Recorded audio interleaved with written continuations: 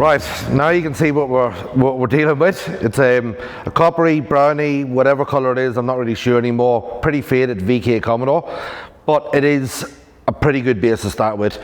The reason we bought this car for this project is that we checked it out, and we checked out a few, but this was the one that really sort of stood out as being the one that had really the least abuse over its lifetime. It had the better panels and it was fairly straight all around, so we could really work with it. But like any old car, it's got shopping trolley dents, it's got a couple of old repairs that might hide some nasties. We won't know until we strip it back, the bodywork and the paintwork and any bodywork that's underneath there. And it's got little things like this boot lid is really badly out of alignment. It's had an old bit of damage on the other side, and also some rust, so we think at some stage it's had a bit of a touch in the rear end. And this, while the boot lid is closed, you can see here that this is really, the back's broken on the boot lid, so it's might have had a little bit of a bang, but we'll be able to sort that out pretty easily. Here is the sort of main sort of rusty little area. Had a bit of impact. There's also damage on the quarter panel down this side, and it's been tapped up but not actually repaired at all. It's just been tapped out with a hammer, so that's going to need some work as well. You can see the body lines have lost a little bit of shape through there, and this whole area has been the main impact zone, so it's crumpled up. And I think maybe up here there's a little bit of maybe rust, I don't know, bad bodywork. It's had some sort of damage before, but overall in general the gaps are really good on this car. The roof's pretty good, the bonnet's pretty good apart from some little dents, but I'm pretty happy with it and we're excited to get started into it. We've got a good old 5 litre V8, very tired. It runs not very well at all. It runs hot. The aircon doesn't work for good reason. There's no belt on it and there's bolts missing out of this unit as well. So there's only one bolt where there should be 4, so the whole thing's sitting to one side and it's actually touching the body here at this point. So the bolts can't actually even go into it. If the bolt, it's that jammed tight against the body, so there's something severely not right about that, but that'll be mix area of expertise. But like I said, overall we're starting with a pretty good car, and the next thing to do is actually start pulling the panels of it. I want to get this engine and gearbox down to Mick at MTL as soon as possible, so we're going to take doors off, guards, bonnet, boot lid, get some of the interior out, drop the engine and box and get them straight down the mix, so best I get stuck in.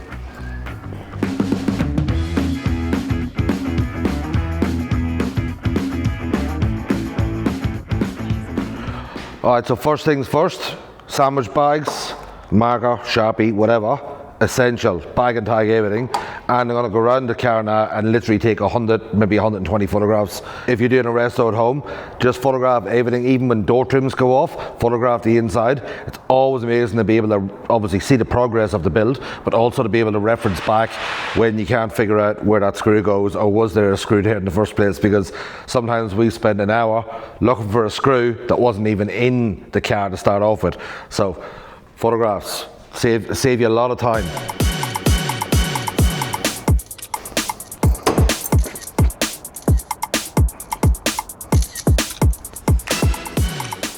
I love it when you get little telltale signs of the history of the car.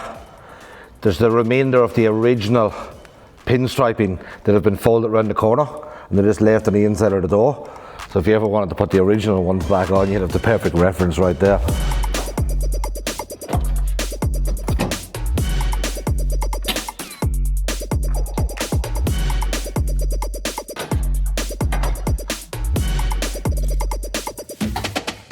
$18, $19, you got a 16 there?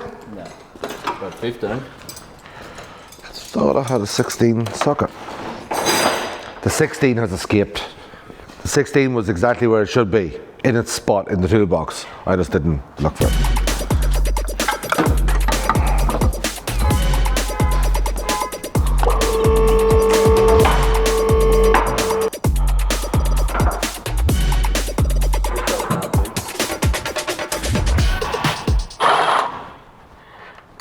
That's stupid, isn't it?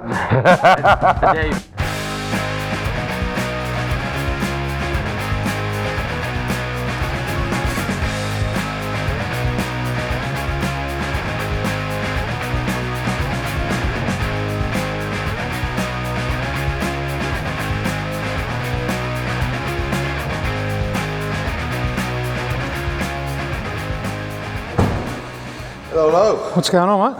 Look at that. You know what that is, Mick?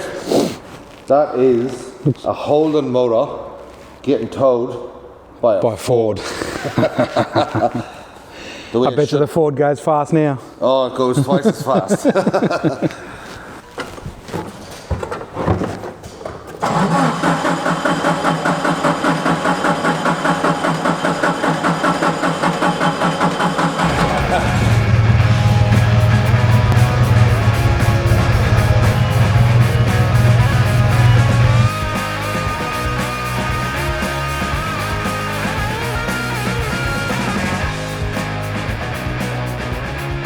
All right. What have we got here? Well, it's your problem now, not mine. Yeah, thanks. Looks like it's been running on a bit of water. They're a bit rusty, just a little bit. Pretty sure the water's not meant to be up there. Nah. Look, this thing was running rough. It was running hot. It just needs rebuilt, and we want horsepower, like Mick style horsepower. I want it to be as fast and reliable as a Ford. Yeah, well, that's pretty easy to do. We need to make it pretty. We need to make it sexy. And it's got to have lots of horsepower, somewhere between 400 and 500. Now, as far as this engine's concerned, I know you've got the other block. You picked that up already. Yeah. We just need to figure out, pull this apart, and then figure out what's what. Like, what have we got? If this is the one to use, if that's the one to use. Yeah. Yeah. Or it all goes in the bin, and we have to find something else. Nah, we'll pull this one down. We'll get some pistons out. We'll measure it. Yeah. We'll check the heads and stuff out and see what ones we're going to use. We've got two to choose from. We should be able to make one out of the two pretty easy. You reckon? Yeah. You sure? Yeah, confident, mate. Confident. All right, let's do it. You qualified to use one of them? Yeah, if you can use one, I can use it. It's not a Sandy, you know. Yeah. Good old let me here now. Yeah,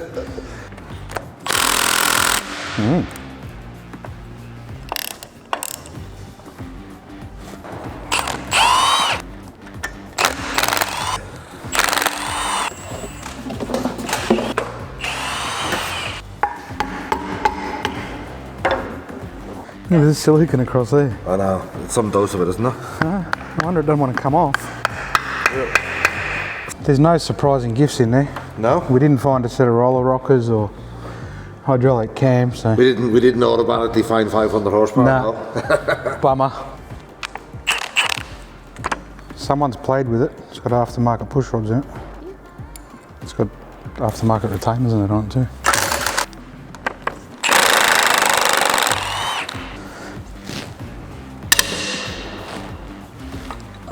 They do Loctite them. That's what they do, Loctite them. Nah, I'm just weak. you just don't have the strength you used to. I'm old now.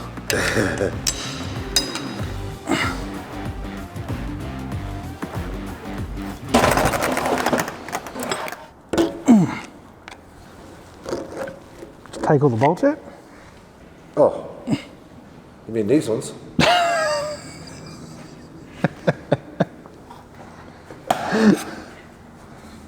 These bolts? Yeah, the ones on the outside there, you might need to do them too. Well, you didn't say that. Panel beaters. You watch how well this works now. Amazing. See that? I think we'll stop there, Deck, because it's got some pretty big lips in the boards, so we might measure it before we go any further. Yeah, alright. Block number 2. Block number 2, this is the one we're going for. Alright, so what is the verdict on this thing? What are we going to do? What are you thinking? What's the engine builder's brain going to do to this engine? Going to make it a stroker, we're going to turn it into a 355. We've got all the good gear, SRP forged pistons, scat cranks, scat rods, new JP oil pump. We'll bore and hone it out to 30 thou. Put a nice Crow hydraulic roller in it, give it a bit of good sound, hopefully make a bit over 400 horsepower. Bit of porting to the heads, we're going to leave the early B-cast heads on it, port them a little bit and do a bit of match porting with the manifold. We've got a Needlebrock Performer manifold going on it, Holly double pump carb, all sorts of stuff on it, new water pump. One thing's for sure is we'll definitely get it cracking a bit better than a standard VK would go. Whoever's got this will have some good fun in it, that's for sure. You know what's going to happen though, Mick? What's that? We're going to get this done. We won't want to give it back to Autobarn. True. You never want to give them up once you've done them. Oh, I don't know about that. There's a few we've been involved with over the years that you're glad to see the back of them.